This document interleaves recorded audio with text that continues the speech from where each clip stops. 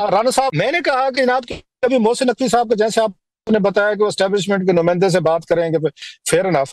ये नवाज शरीफ साहब के पास 40 साल की सियासत का तजर्बा है। जरदारी साहब की पार्टी देखें, भुट्टो साहब से लेके 50 से सिकंदर मिर्जा से आनवर्ड, तो 50 मतलब 60-70 साल इनके पास है। 100 साल का तजर्बा रखने के बावजूद दोनों, नवाज शरीफ साहब और जरदारी साहब की पार्टी, ये मोहसिन नकवी साहब या एस्टेब्लिशमेंट इनकी बातचीत करवाएगी, सुलह सफाई करेगी। Don't you think it's all over? ये दोनों इतने ही अगर वो हो चुके हैं, मैं आपको कोई मुनासिब लफ्ज ढूंढ रहा हूं, मैं मतलब क्या कहूं, ऑब्सलीट हो चुके हैं, तो it's a time to quit. मतलब मोहसिन नकवी साहब एस्टेब्लिशमेंट जो है, सीओटी के बाद इतना सारा, मतलब उसके बाद इतनी पॉलिटिक्स के बाद, they are back to square one. ये तो वहीं जा खड़े हुए हैं जो उस इसहाक खान साहब और बेनजीर भुट्टो साहब में चल रहा था कि उस वक्त की फौज जो है, या उस वक्त ये खटक साहब एंड कंपनी जो है, वो बैठ के मामला तय करवाने की कोशिश कर रहे थे बीबी और नवाज शरीफ में। ये तो अगेन, ये तो वहीं जा खड़े हुए हैं सर 93 में। आप देखें, वो जो दायरों के सफर की बात होती है ना कि 78 ईयर्स हो गए, हम बिल्कुल उससे बाहर नहीं निकले। हम जितनी मर्जी पुरानी सियासत के साथ गुफ्तगू कर लें तो आज के साथ हम ममासलत उसको दे सकते हैं। आपको याद होगा PDM 1 में मुस्तफा नवाज खोकर को इन्होंने बनाया था मिनिस्टर ऑफ स्टेट। उनकी कुर्सी खाली रह गई थी जब शहबाज वजीर आजम बने, तो ओथ था तो एक कुर्सी पे। तो मेरी जब मुस्तफा नवाज खोकर से बात हुई तो उन्होंने कहा, यार मैं पहले फेडरल मिनिस्टर के ओहदे पे रह चुका हूँ पीपल्स पार्टी के साथ, तो मैं ये तस्दीक नहीं कराऊंगा अपनी। मतलब जैसे वो था ना कि हिना रबानी खर चले पार्टी के वो चेयरमैन है और उनके साथ वो MOS आ गई फॉरेन ऑफिस में, कि वो उन्होंने कहा जी मुझे उससे नहीं है लेना देना, लेकिन मैंने अपनी से पॉलिटिक्स करनी है। तो जो सिंध के जितने लोग थे ढूंढ ढूंढ के इन्होंने वो पटेल साहब को, कि किसको विफाकी वजीर बनाया था इन्होंने हेल्थ का।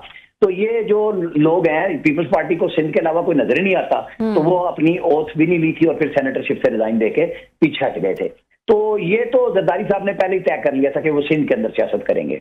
सिंध के अंदर उनको सियासत में मुश्किल आ रही थी, पंजाब के लोग कुछ नाराज थे, और जो PDM बना था तो उसके अंदर ये तय किया गया था नवाज शरीफ के साथ कि जो हमारे विनिंग कैंडिडेट थे, जीत गए थे, और जो बिल्कुल बहुत करीब थे, उनको पंजाब में उस वक्त जाहिर है PTI के लोग भी इसी बुनियाद पर टूटे थे, PMLN के टिकट बिकता था।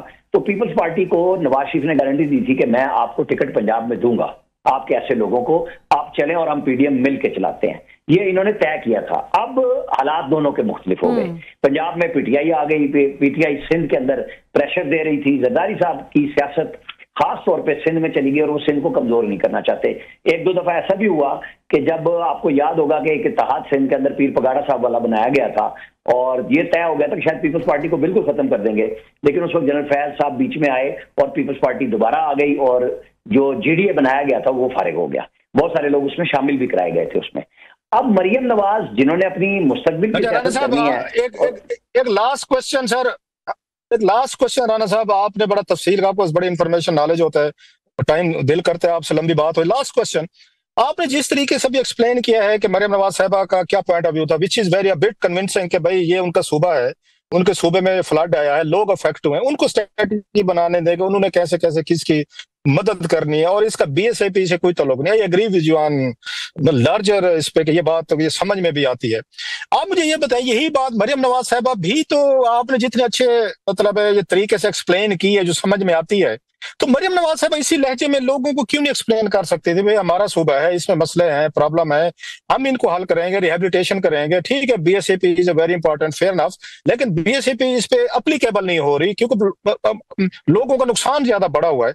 उनका ये कहना उंगलियां तोड़ देंगे, बाजू तोड़ देंगे, हाथ तोड़ देंगे, टांगे तोड़ देंगे। अब जो पॉलिटिकल पार्टी के लोग अगर ये बात करेंगे, मुशर्रफ कहे, जनरल जिया कहे, जना अयूब कहे, तो समझ में आती है। एक पॉलिटिकल फैमिली 40 साल हिस्ट्री के साथ जिन्होंने खुद जेलें वगैरह भुगती हुई हूँ, वो ये बातें कर दें, are they justified saying it के हम हाथें तोड़ देंगे, बाजू तोड़ देंगे। आपने कितने अच्छे तरीके से एक्सप्लेन किया है और मुझे भी ये पहली दफा मसला समझ आया आपकी बात सुन के। तो उनके अंदर क्या है, वही गुस्सा कावड़ है जो इमरान खान साहब में भी है, जो बिलावल में भी हमें नजर आती है। इन तीनों में मुश्तरका एक ऐसी क्वालिटी है कि they are angry young man, young person, या वट एवर, या जाराना स्टाइल वो कहते हैं हमारी पार्टी के वर्कर को अच्छा लगता है, इन तीनों को फील होता है। देखिए, मैंने ना जब ये बात सारी कही तो मैंने साथ ये कहा था कि मरियम नवाज के लबो लहजे पे गुफ्तगू की जा सकती है कि वो मुनासिब नहीं था, इसीलिए ये बात मैंने कही थी। जब आपने एक्सप्लेन की मैंने इसीलिए ये बात कही कि ये बात अच्छी नहीं है। वो बिल्कुल ये बात करनी चाहिए एज चीफ मिनिस्टर कि भाई मैं किस तरह काम करना चाहती हूँ, तो उसका तर्ज तखातुब जो है ना वो बिल्कुल चेंज होना चाहिए और उन्हें आइंदा भी तब्दील करना चाहिए। एग्रेसिव रहें, अपने सूबे की बात करें, अपनी पार्टी की बात करें। हालांकि जितने प्रोग्राम वो कर रही है ना, एजुकेशन से लेके हेल्थ, और अब जो उन्होंने ओथ लिया नबी करीम सल्लल्लाहु अलैहि वसल्लम का नाम लेके बच्चे और बच्चियों से जिनको सर्वे की जिम्मेदारी दी कि आप बगैर किसी तासुब के करेंगे, ये खुद ओथ लिया और लिया। यही अच्छी बात है कि आप बगैर सियासी पार्टी के बिला तफरीक लोगों को अगर लैपटॉप दे रहे हैं, बच्चों को सब चीजों को खुराक दे रही हैं, जो चीज भी करा रहे हैं, और जो पंजाब में तजावजात के खिलाफ ऑपरेशन हुआ उसमें उन्होंने किसी पार्टी को नहीं छोड़ा, ना अपनी पार्टी को ना दूसरे को, तो एतराजात नहीं आए। बिल्कुल मरियम नवाज के लबुलहजी के ऊपर मुझे भी एतराज है कि उन्हें सोचना चाहिए और थोड़ा सा इसमें तब्दीली लाके बेहतर अंदाज में बात करें।